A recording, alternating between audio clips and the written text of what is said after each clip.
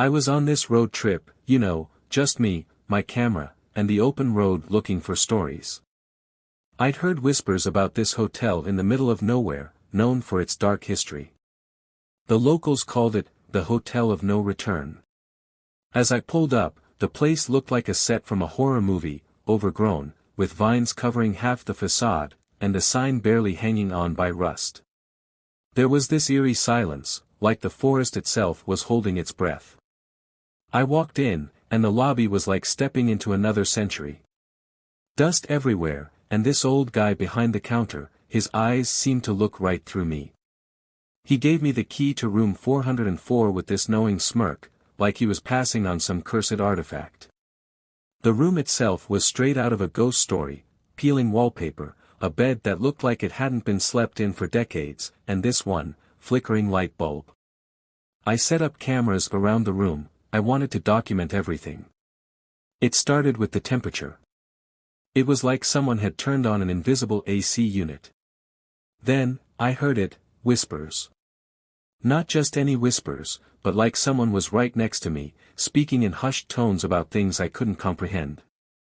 As night fell, shadows began to dance on the walls in ways they shouldn't.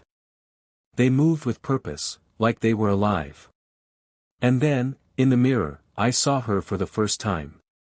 A woman with long, black hair obscuring her face, just standing there, watching me. I found this old newspaper under the mattress. It was yellowed with age, dating back to the 1920s. It told the story of a woman, Elizabeth, who died in this room under mysterious circumstances. Never solved. Her last words, "I'll never leave this room," were printed in bold. Things escalated quickly. The whispers turned into screams, the shadows into figures. The door wouldn't budge, the windows were sealed shut. I felt her, Elizabeth, beside me, her voice now clear, demanding, "Stay with me." I was trapped with a soul unwilling to be alone. In a moment of desperation, I smashed the window with the only thing I had, a heavy lamp. The sound of breaking glass was like a banshee's wail. I cut myself climbing out, but the pain was nothing compared to the terror of staying another second in there. Back in my car, shaking, I looked back at the hotel. Room 404's light was the only one on, like an evil eye watching me leave. I drove all night, but I swear, I still feel her sometimes, like she's just out of sight, waiting. Even after I left, the feeling of being watched didn't go away. Every night for weeks, I'd wake up to the sound of whispers, the same ones from room 404. I started seeing shadows move in my own home, just like in the hotel. I couldn't shake it off, so I started researching. I found out Elizabeth wasn't the only one. There were others, guests who vanished, never seen again after staying in that room. Each story ended with someone hearing whispers, seeing shadows, then disappearing. Then, one day, I received a letter. No address, just my name in this cursive script that seemed to mock me. Inside, it was an invitation from Elizabeth, asking me to return to room 404, claiming I left something behind. I was terrified, but something compelled me to go back. I thought maybe I could end this, put her to rest, or at least understand why she was haunting me. I went back to Hotel Blackwood, this time armed with more cameras, a spirit box, and a determination to face whatever was there. Back in room 404, it was like no time had passed. The air was thick with dread. I set up my equipment, and the whispers started almost immediately. Through the spirit box, I heard her voice clearly for the first time, "You took something from me."